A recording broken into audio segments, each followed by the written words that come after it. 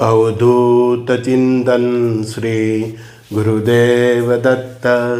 श्री गुरुदेव दत्त।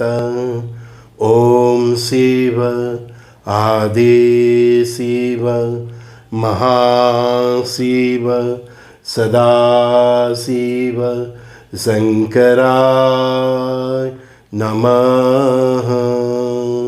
ओम शिव आदि शिव महाशिव सदाशिव शंकराय नमः। ओम शिव आदि शिव महाशिव सदाशिव शंकराय नमः। अवधूत चिंतन श्री गुरुदेव दत्त। श्री गुरुदेव दत्त। श्री गुरुदेव दत्त। कल की रुद्र भगवान की जय। जय श्री कृष्ण। सरे सखाओं ने, भाइयों बहनों ने, मारी माता સમાન બહેનોને પ્રણામ। એમના ચરણોમાં મારું હંમેશા શીર્ષ રહે। ભગવાન એવી દ્રષ્ટિ અને ભાવ આપે અને આપ સર્વેનું કલ્યાણ થાય। कार्मिक ऋण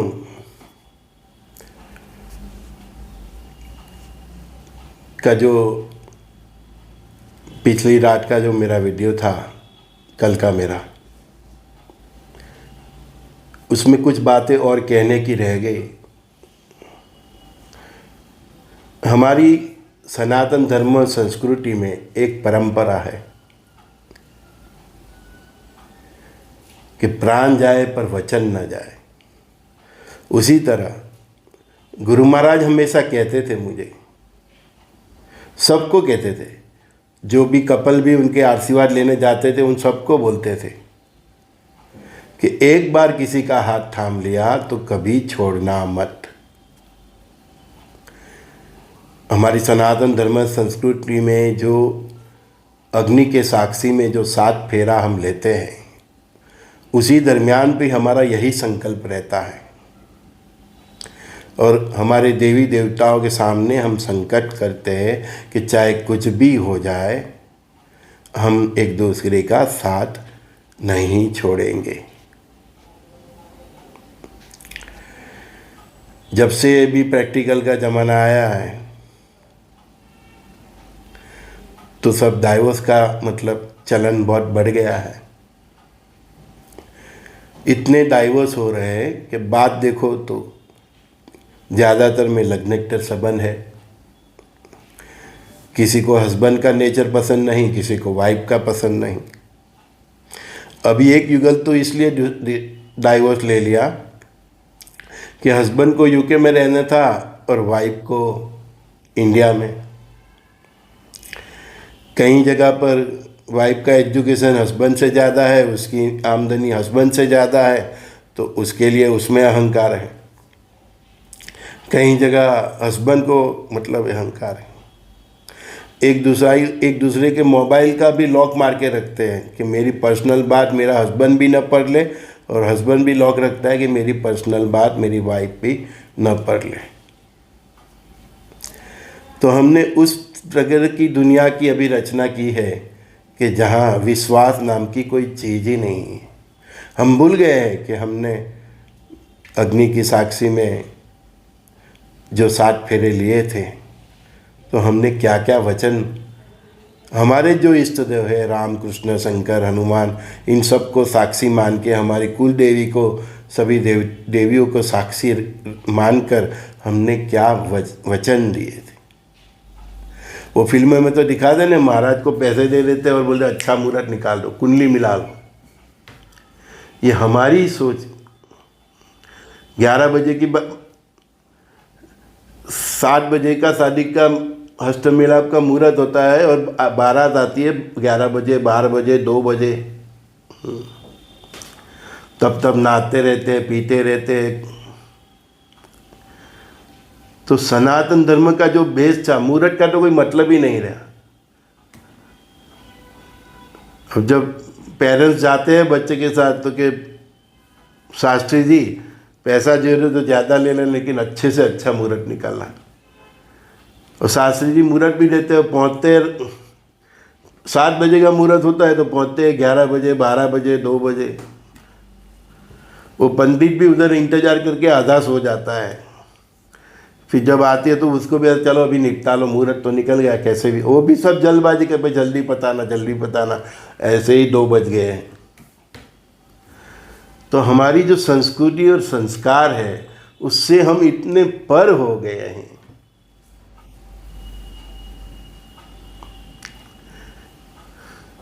तो ये कार्मिक बंधनों में हम फंसते ही जाते हैं। नियति ये कहती है कि एक बार किसी का हाथ थामा उसको कभी छोड़ना मत। हमारे पास ऐसे केस आते हैं लेकिन जब तक कैरेक्टर का प्रश्न न हो तो हम कभी किसी भी कपल को डाइवोर्स पे लेके जाते नहीं। आमदनी ऊंची वत्ती हो सकती है, तरक्की ऊंची वत्ती हो सकती है। कई बार लड़की के पेरेंट्स मुझे आते हैं, लड़की के साथ आते हैं और बोलते हैं संजू बाबा देखो नहीं हमारी इतनी खूबसूरत बेटी को कैसा दामाद मिल गया। बोलता हूँ क्या हुआ? बोलता है बस ज़िंदगी में नौकरी करता रहा, कुछ बना नहीं, कुछ नहीं। नौकरी भी आज होती है कल चली जाती है और उसके साथ इतने बच्चों के साथ ये सब। मैं उनको पूछता हूँ कि आदमी में कोई खोट है? नहीं, आदमी में कोई खोट नहीं है, इनके साला निकम्मा है।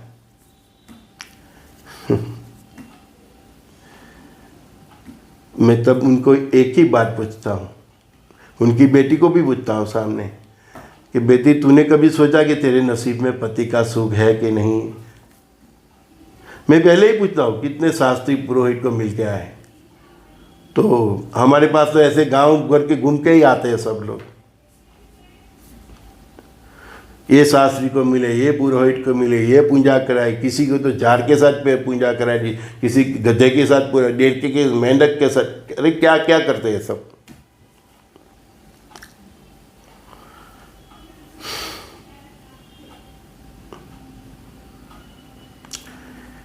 विश्व का सर्वश्रेष्ठ धर्म सनातन जो ब्रह्मांड की उत्पत्ति से बना है और उसका ही एक फाता हिंदू धर्म के लोग इतने अज्ञानता से जीते हैं, तो तब मैं बहुत दुखी हो जाता हूँ। अरे अपनी बेटी की कुंडली में तो देखो। और कोई शास्त्री पुरोहित बताता नहीं, सच नहीं बताता कि हाँ बेटी तेरे नसीब में दाम्पत्य सुख ही नहीं है। इसको आप केवल लड़की के बारे में देख के मत बोला, जो ये बात बता रहे हूँ वो पुरुष के लिए भी उतनी ही साबित होती है। अभी बात चल रही है तो लड़की से तो वो चल रही है। तो हम कभी हस्बैंड की कुंडली भी, मतलब बेटे के माँ बाप भी आते हैं तो मैं उनको यही बता रहा हूँ कि भाई तेरे बेटे की कुंडली में वाइफ का सुख है वो तो पहले दिख ले। हमारे पास 1000 कपल आते हैं ना भैया, उनसे 950 लोगों की कुंडली मैच ही नहीं खाती। मेरी और मेरी वाइफ की कुंडली पर किसी ज्योतिष को बता देने तो ऐसा ही बोले किस बेवकूफ़ ने इन लोगों की शादी करी। लेकिन हमारे घर में, हमारे पूरे खानदान में संजू बाबा और उनकी वाइफ को best couple of the our family से सब मानते हैं। ग्रहमान परिस्थिति निर्माण करते हैं क्योंकि वो ग्रहमान को तो बोला है कि भाई इसको दाम्पत्य सुख नहीं देना है, लेकिन वो परिस्थिति को हम कैसे संभालता है उसके लिए तो हमने, परमात्मा ने विवेक बुद्धि दी है। लग्न जीवन हो चाहे ये संसार, हम मनुष्य है, हमको इधर हमारी समझ शक्ति से ही जीना पड़ेगा। हमारे पास जो नहीं है उसके लिए हम दूसरे को ऊपर उंगली नहीं चीन सकते। कभी कभी हमारी खुद की किस्मत को भी समझना पड़ेगा कि मेरे सब कार्मिक बंधन कैसे है। तो मैंने वो पेरेंट्स को बोला, आपकी बेटी के नसीब में न पति का सुख है, न संतानों का सुख है, तो फिर ये कहाँ से लाएंगे? विधाता ने नहीं लिखा, फिर भी आपने शादी करा दी है। जैसा भी है वो पति तो है, इसमें लिखा ही नहीं है लेकिन है, तो वो तो भगवान की मेहरबानी है। पति का सुख नहीं मतलब इसमें 10 प्रकार का होता है। दाम्पत्य सुख नहीं मतलब पति का तो कमाएगा ही नहीं, पति का तो बीमार रहेगा, या तो आप बहुत जल्दी मतलब विधवा हो जाओगे, उस बहुत से उसके रीज़न होते हैं, कहीं बेड़े होते हैं, मतलब बहुत उसके इफ़ेक्ट बहुत प्रकार के होते हैं।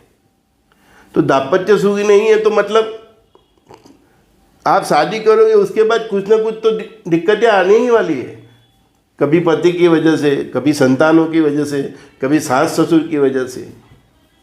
और मैं ये बोलता हूँ कि सबको इधर मजा करने के लिए भेजते हैं, तो भगवान ने संसार बनाता है क्यों?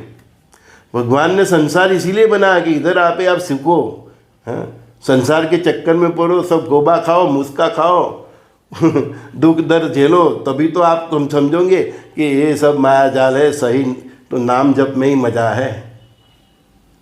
ये साधु जितने बन जाते हैं कितने होशियार होते हैं ना, वो पूरा संस्कार का देख रहे, साला जितने भी शादी किया उसके जीवन में बबाली है, तो इससे अच्छा है हम अकेले ही रहते हैं। संसार बनाया गया इसीलिए कि इधर आके आपको सार ग्रहण करना है। और बोला मैंने, हजार कपल आएंगे तो 950 की कुंडली मेल खाती ही नहीं है, कुछ ना कुछ दिक्कतें रहेगी। और दिक्कतों का जो तालाब है, समुंदर है, उसको तो संसार बोलते हैं। No one is complete here. ऐसे ही कोई कपल, किसी का भी फैमिली में कुछ न कुछ तो होगा ही। दिक्कतें तब मानी जाती है कि दोनों में से एक का कैरेक्टर खराब हो, तब सोचना पड़ता है। बाकी तो गुरु महाराज ने क्या बोला, हमारी संस्कृति क्या बोलती है, हम शादी करते हैं, 7 फेरे घूमते हैं, तो हम क्या सौगंध लेते हैं कि कुछ भी हो जाए हम एक दूसरे का साथ नहीं छोड़ेंगे।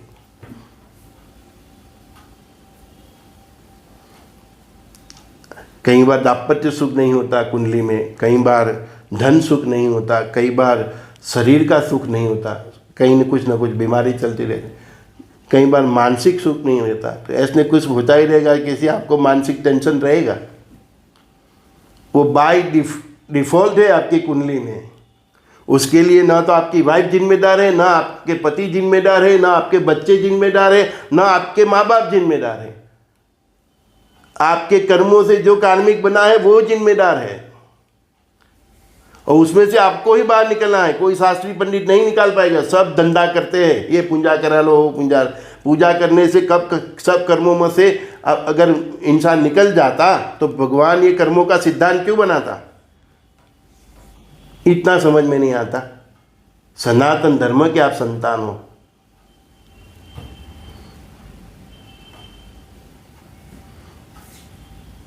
गलत कर्मों का कोई प्रायश्चित नहीं होता, किसी विधि विधान से वो निकलता नहीं है। सब टोपी पहनाते हैं और पैसा कमाते हैं, क्योंकि सबको आजकल बहुत पैसा चाहिए। मेरे पास आते हैं, मैं तो स्पष्ट ना बोल देता हूँ, किस तरह से जीना वो सिखाता हूँ। या तो फिर महादेव के पास भेज देता हूँ, क्या दत्त के पास भेज देता हूँ, गौ मैया के पास भेजता हूँ, क्योंकि जो शास्त्री पुरोहित गुरु भी न कर सके वो केवल महादेव कर सकते हैं, दत्त भगवान कर सकते हैं, गौ माता कर सकती है। तुम्हारा जीवन में जो दुख है ना, इसके लिए दूसरे पे उंगली मत छीनो। वो अपने ही कार्मिक होते हैं जो दुख के स्वरूप में के सुख के स्वरूप में हमको भुगतने पड़ते हैं। इतनी समझ नहीं। और ये लोग यूट्यूब पर कई चैनल बनाते हैं, आपके 9 चक्र खोल दूँ है, अरे भाई, अभी बेसिक का तो नॉलेज नहीं है, उसके 9 चक्र खोल के तू क्या करेगा? मेरे गुरु ने तो नहीं कहा मैं तेरे सब चक्र खोल देता हूं।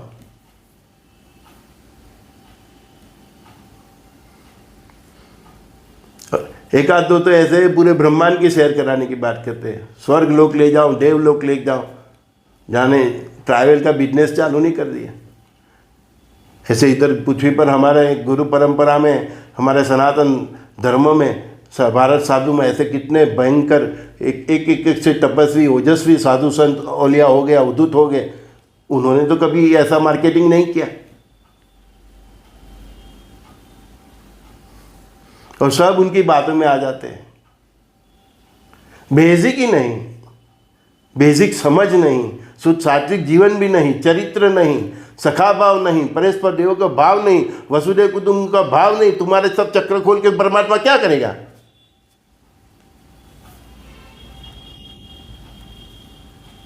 और ऐसे फालतू इंसान को स्वर्ग और इसकी सफर कराएगा?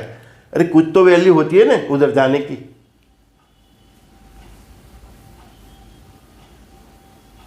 क्षमा करना, मैं तो ऐसा ही हूं।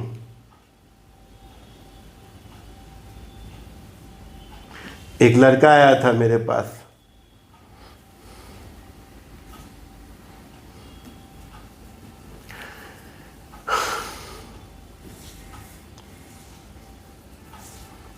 आगे उसके पेरेंट्स भी आए थे मुझे मिलने। बोला संजय भाई, जिंदगी भर बहुत कुछ कोशिश कर ली, लेकिन किसी बिजनेस में, किसी जॉब में मुझे सफलता ही नहीं मिली। ये भी तो कार्मिक है। उस ऋणानुबंधन ने तय कर लिया है कि भाई तुमको सफलता मिलनी ही नहीं है, क्या करोगे तुम? जो उखाड़ना है तो उखाड़ लो। नियति ने तय किया, ये इधर के शास्त्री पुरोहित क्या उखाड़ लेंगे? उसके भी बाप बन गए, विधाता के विधाता बन गए। नहीं लिखा तो नहीं लिखा, कुछ नहीं होगा। और आप किसी की संतान हो, आपके पेरेंट्स है, आपके फादर है, अगर जिंदगी में बार बार फेल हो जाते हैं तो उसको दोष मत दो। वो नियति का विधान है, उनके जो भी कुछ कर्म हो गए उसके हिसाब के बेचारे को जो किस्मत मिला है तो क्या करेगा? इसका मतलब ये नहीं कि उसमें टैलेंट नहीं, होशियारी नहीं। वो सचिन तेंदुलकर, विनोद कामलिकर देख लो, नहीं उसका कोच ऐसा बोल रहा था विनोद कामलिकर सचिन तेंदुलकर से भी जीनियस खिलाड़ी है। आज विनोद कामलिकर किधर है? और सचिन को देखो, सब कार्मिक है। तो आपके पेरेंट्स न कमाए, आपके लिए कुछ न छोड़ जाए, तो इसका मतलब ये नहीं आपका कुछ कार्मिक होगा कि आपका पिता आपके लिए कुछ नहीं कर पाया। लेकिन परमात्मा ने आपको दिया है, अच्छी शिक्षा दी है, अच्छी जॉब दी है, या अच्छे बिजनेस में आप सेटल हो गए हैं, तो आप अपने पेरेंट्स का ख्याल रखो, उनके सब ड्रीम पूरा करो। कई पेरेंट्स के 2-4 बच्चे होते हैं, वो मैं बाद में बता दूं। क्या बोला?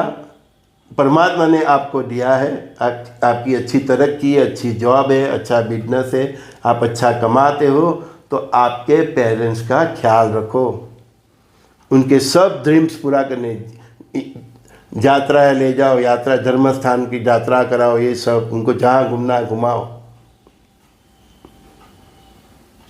माना कि उनकी तरफ के आपके लिए कार्मिक ऋण था, ऋणानुबंधन, उनके पास ऐसा ऋणानुबंधन नहीं था कि वो अपने बच्चों के लिए कुछ कर पाए। माइनस ऋणानुबंधन, माइनस कार्मिक हुआ। चलो नहीं किया, उधर कार्मिक सेटल हो गया कि भाई वो एक ऐसे फादर है आपको कुछ नहीं दे पाएगा।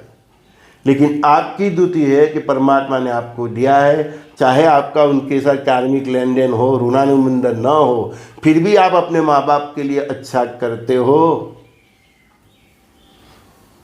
तो परमात्मा ने जो आपको किस्मत दी है उससे डबल देगा, मेरी गारंटी है। अनुभव से बोलता हूं भाई, ऐसी वैसी बात नहीं करता।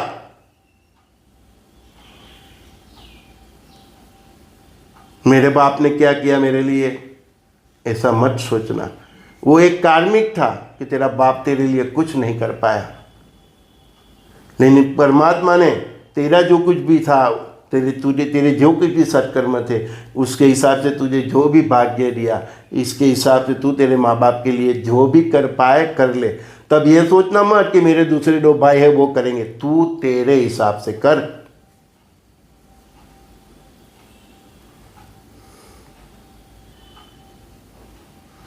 और उसका एडवांटेज इतना मिलेगा कि तेरी जो किस्मत में लिखा है उससे डबल देगा, क्योंकि तेरे कार्मिक में तो नहीं था, फिर भी तूने तेरे माँ बाप के लिए अच्छा किया। कई बार होता है ना, वन साइड गेम हो जाता है, लेकिन तेरे माँ बाप ने अगर जो भी उनका खराब कर्म था, वो मतलब दुखी दरिद्रता वाला जीवन था, उसको वेठ लिया, वो कष्ट को सहन कर लिया और धर्म के मार्ग पर रहे, प्रभु के मार्ग पर रहे, तो अगले जन्म में भी वो आपको कुछ न कुछ रिटर्न जरूर देंगे। ये जन्म में तो उसकी किस्मत उसको साथ, क्योंकि वो तो फिक्स हो गया ना है। लेकिन वो पेरेंट्स अगर अच्छे सत्कर्मों से जिए, अच्छे मार्ग पे जिए, शुद्ध सात्विक जिए, चरित्र संभाल के जिए है आपका माँ बाप पेरेंट्स, और जो भी परमात्मा ने जो भी खराब किस्मत दी, खराब कार्मिक दिया, उसको सहन कर लिया, जो भी परिस्थिति में आपको पढ़ाया लिखाया कुछ भी किया और आपके लिए कुछ न कर पाए, और आपने उनके लिए बहुत कुछ किया, माँ बाप की सेवा की, बहुत कुछ किया।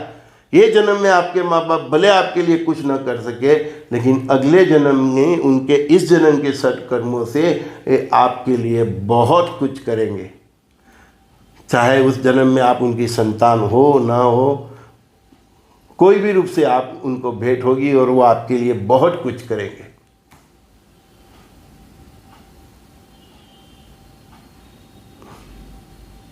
हमारे शास्त्रों में इसीलिए माँ बाप की सेवा का बहुत महत्व है कि तुम्हारा कार्मिक ऋण हो ना हो, तुमको माँ बाप से सुख मिले ना मिले, पैसा मिले ना मिले, तेरे पास आए तो तू तेरे माँ बाप की सेवा करना, तो वही माँ बाप दूसरे जन्म में कोई ना कोई रीत से ये कार्मिक ऋण जरूर चुकाएंगे। तुमको अच्छा बदला जरूर मिलेगा और भगवान की ओर से तुमको बोनस मिलेगा, तेरी जो किस्मत में है उससे डबल मिलेगा। इतने परमात्मा खुश हो जाते हैं। ऐसे लोग भक्ति भी करते हैं ना भैया, तुरंत उनकी भक्ति भी सिद्ध हो जाती है। ये माँ बाप ने कुछ नहीं किया, फिर भी बेटे अपने माँ बाप को भूलते नहीं हैं और दुनिया भर का सभी सुख उनको देते हैं, तो ऐसे बेटे पे ऊपर परमात्मा की डबल टिबल कृपा रहती है। इतना देते हैं ना कि संभाला नहीं जाता। अनुभव कर लेना भैया, 10 साल बाद भी याद करोगे मुझे। बात की शुरुआत ही मैंने की थी कि शादी करो, एक बार हाथ थाम लिया तो छोड़ना मत। तो ऐसी बेटियों के माँ बाप को भी मैं बताता हूँ कि चाहे उसका हस्बैंड वो सब सपने आपकी बेटी के पूरा न कर सका, कोई बात नहीं, लेकिन ये भी सोचो कि उसके बेटे भी आपके सपने पूरा कर सकते हैं। कई बार औरतों के नसीब में उसका पति का सुख नहीं होता, लेकिन पुत्र का होता है। पुत्र का नहीं होता तो पुत्र के पुत्र का होता है। सुख कहीं से भी मिले, लेकिन जिद नहीं होनी चाहिए कि मेरे पति से ही मेरा सुख मिले। कई हस्बैंड को भी ऐसी वाइफ मिल जाती है, तो वाइफ का बिहेवियर अच्छा नहीं है तो पुत्रों का, बहुओं का प्यार मिलता है, क्योंकि सत्य तो सबको दिखता ही है ना भैया। बोलते हैं हम तो सोच रहे हैं कि इसको डाइवोर्स दे दे और दूसरी शादी करा दे। मैं उनके माँ बाप को बोलता हूँ, इसके आपकी बेटी के नसीब में दाम्पत्य सुख ही नहीं है। अगर पति का सुख नहीं है तो ये लड़का बनने से सुख मिल जाएगा।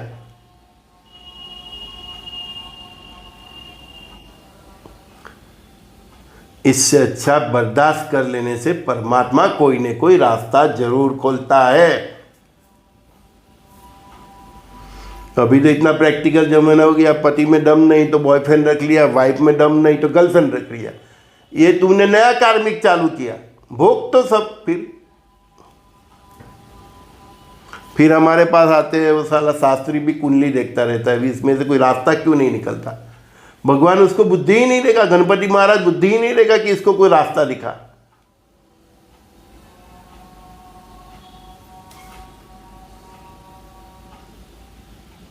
हाँ, पति शराबी है, जुगारी है, ठीक है, ऐसी परिस्थिति में हर रोज आके मारपीट करता है तो तब सोचना चाहिए कि हाँ भाई चलो, इससे अच्छा है छुटकारा मिल जाए, क्योंकि अपनी बेटी को मार खाने के लिए तो नहीं रख सकते। एक शराबी, वो बेड़िया, उसके साथ भी नहीं रख सकते। कुछ काम धंधा ही नहीं करता है तो भी नहीं रख सकते। हाँ, लेकिन आदमी काम धंधा करे, चाहे 10,000 लाए 20,000 लाए, वो पति ही परमेश्वर होता है। अगर वो शराबी नहीं है, जुगारी नहीं है, उसकी खराब आते नहीं है, तो फिर परमात्मा पे भरोसा रखे। आपके पति को नहीं तो आपको बच्चों को भी जरूर फल देगा। और यही हमारा सनातन धर्म का यही सीख है, यही बेस है। और इसीलिए गुरु महाराज और सब कहते हैं कि एक बार किसी का हाथ थामा तो छोड़ना नहीं चाहिए, सुख का इंतज़ार करना चाहिए, और तब तक जो कार्मिक है उसको पूरा करना चाहिए। समझ में आया? हाँ, अभी आया। हम कई पुरुषों को भी हम सलाह देते हैं उसकी वाइफ को बर्दाश्त करने के लिए। अगर उसकी क्वालिटी अच्छी है, मतलब उसका चरित्र अच्छा है, तो थोड़ा बहुत स्वभाव तो अपनी वाइफ का भी बर्दाश्त करना पड़ेगा। कहीं कहीं औरतों का भी स्वभाव मर्दों जैसा होता है, और बाय मिस्टेक आपके नसीब में वही लिखा है तो बर्दाश्त करना पड़ेगा, अगर उसका चरित्र अच्छा है तो। क्योंकि मनुष्य का स्वभाव तो प्रकृति जन्य है, और हमारे पास आए तो धीरे धीरे हम सिखा भी देते हैं कि कैसे कंट्रोल करना।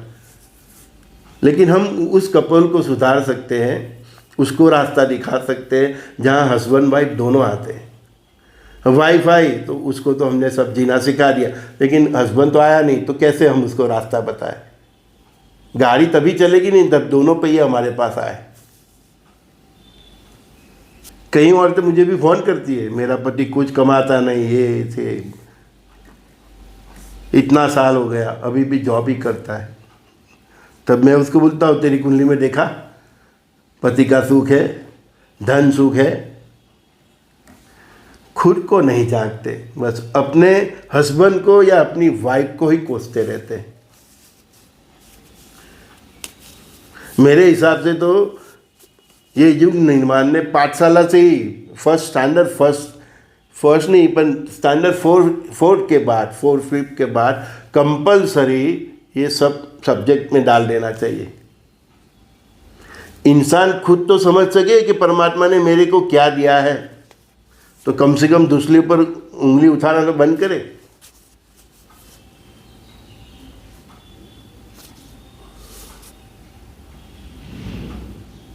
न पत्नी बनने से न पत्नी बनने से, परिस्थिति के साथ एडजस्ट होके आपके जो कार्मिक है उसको स्वीकार करके जीना पड़ता है। भगवान की भक्ति करना पड़ता है, सच्चे मार्ग पे चलना पड़ता है, नित्य गौशाला जाना पड़ता है, अच्छे में एक बार शिवालय जाना पड़ता है, और परमात्मा की कृपा का इंतजार करना पड़ता है।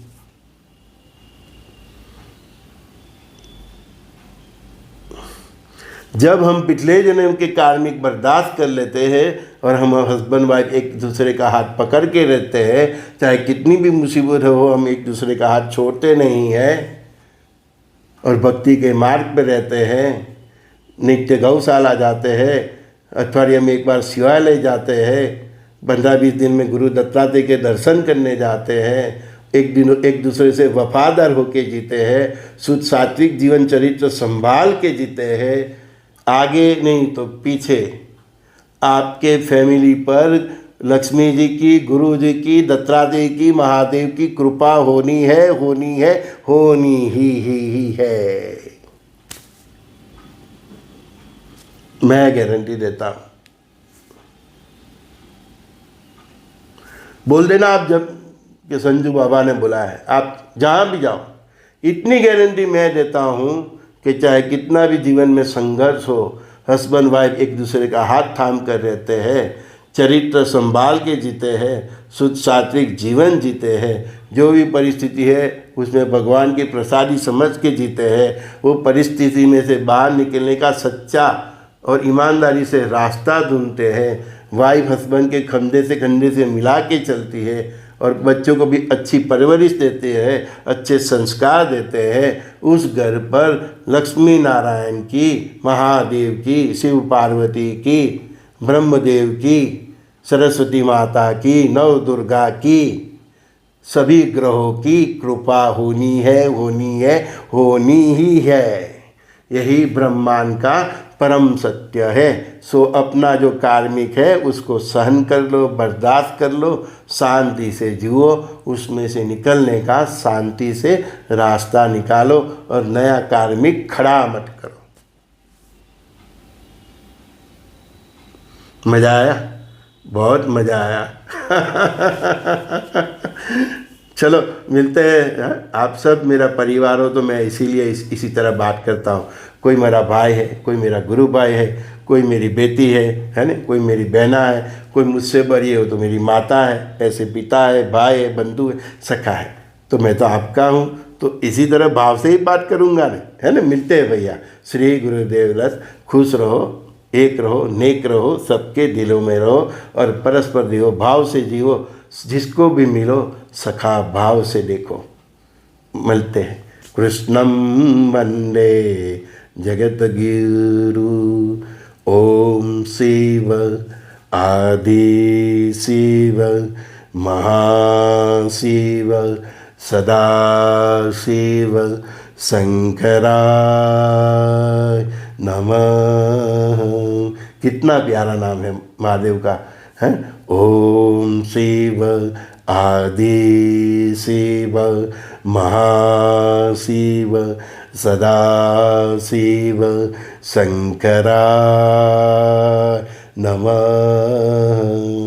कभी महादेव के पास हफ्ते में एक दिन, 15 दिन में एक दिन हस्बैंड वाइफ बैठ के ऐसे प्रेम से पुकारो और उनको बोलना, मेरा दाम्पत्य जीवन, हमारा दाम्पत्य जीवन सुखी करो।